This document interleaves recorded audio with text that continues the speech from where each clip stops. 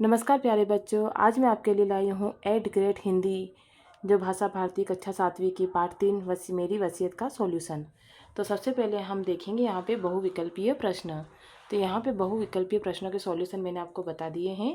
प्रश्न नंबर 1, गंगा में अस्थियों का विसर्जन करने के पीछे नेहरू जी की गंगा के प्रति मान्यता थी। उत्तर आएगा प्रेम भावना। प्रश्न नंबर 2, नाकामयाबी शब्दों में उपसर्ग हैं। उपसर्ग है ना। प्रश्न नंबर 3, इलाहाबाद प्रयागराज के पास बहने वाली नदी है, तो वह है गंगा। प्रश्न नंबर 4, मरने के बाद शव को जलाने की क्रिया क्या कहलाती है? दाह संस्कार। प्रश्न नंबर 5 है, पुराण इक में पत्ते लगाकर बना शब्द है पौराणिक। इसके बाद हम आते हैं अगले प्रश्न पर, पेज नंबर 12 पर। पेज नंबर 12 पर यहाँ पर देख लीजिएगा, रिक्त स्थान दे रखे हैं, तो आप इन रिक्त स्थान को भर लीजिएगा। प्रश्न नंबर 6, नेहरू जी ने अपनी अस्थियां इलाहाबाद भेजने की इच्छा व्यक्त की थी। प्रश्न नंबर 7, हिमालय की चोटियां बर्फ से ढकी हैं। प्रश्न नंबर 8, नेहरू जी के अनुसार सुबह के समय को गंगा नदी मुस्कुराती व उछलती दिखाई देती है।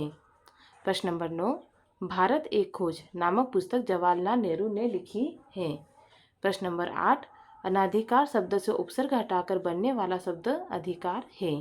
इसके बाद हम आते हैं अति लघुत्तरीय प्रश्न पर। अति लघुत्तरीय प्रश्न है, मेरी वसीयत पाठ के लेखक कौन है?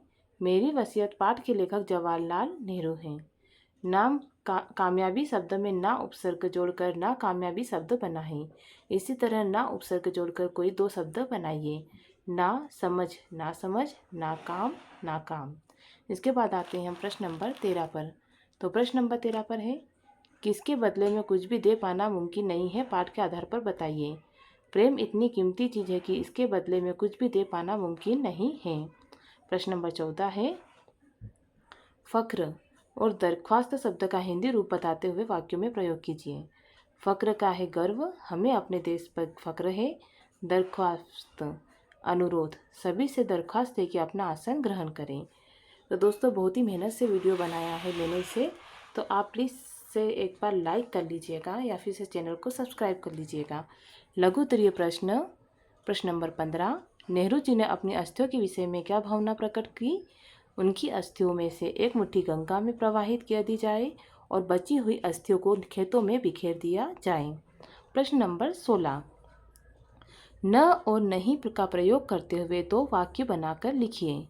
वह न जाने कहाँ गया है, वह बिल्कुल नहीं आएगा। प्रश्न नंबर 17, अपने जिले एवं आसपास की किसी भी नदी पर वाक्य लिखिए। तो उत्तर है इसका, हमारे ज़िले के पास शिप्रा नदी है, यह उज्जैन जिले में है, यहाँ नदी किनारे महाकाल मंदिर है। इसके बाद आते हैं प्रश्न नंबर 18 पर। तो प्रश्न नंबर 18 है, नेहरू जी को गंगा नदी से लगाव था, इसे पाठ के आधार पर अपने शब्दों में लिखिए। नेहरू जी ने गंगा नदी को बेहद करीब से और लंबे समय तक देखा है। उनकी आयु बढ़ने के साथ साथ गंगा नदी से लगाव भी बढ़ता गया। दीर्घ उत्तरीय प्रश्न, और दीर्घ उत्तरीय प्रश्न का उत्तर देख लीजिएगा। नेहरू जी पुरानी रीति रस्मों की जगह आधुनिक रीतियों के पक्षधर थे, क्यों? नेहरू जी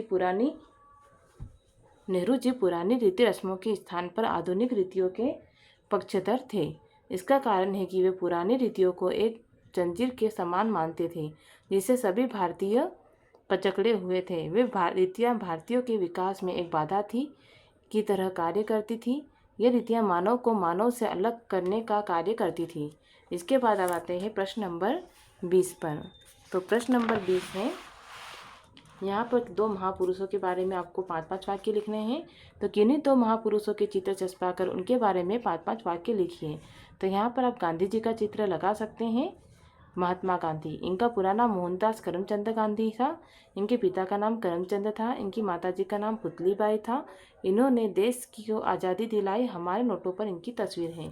इसके बाद हम आते हैं दूसरे पॉइंट पर, चंद्रशेखर आज़ाद का चित्र आप यहाँ पर लगा सकते हैं। यह महान क्रांतिकारी थे। इनका जन्म मध्य प्रदेश में हुआ था। इनके पिता का नाम सीताराम तिवारी था। इनकी माता का नाम जगरानी देवी था। इन्होंने आंदोलन में भाग लिया था। तो अगर वीडियो अच्छा लगा हो तो आप इसे लाइक और चैनल को सब्सक्राइब करना ना भूलें, ताकि आपको आने वाले वीडियो की नोटिफिकेशन मिल जाए। जय हिंद, जय भारत।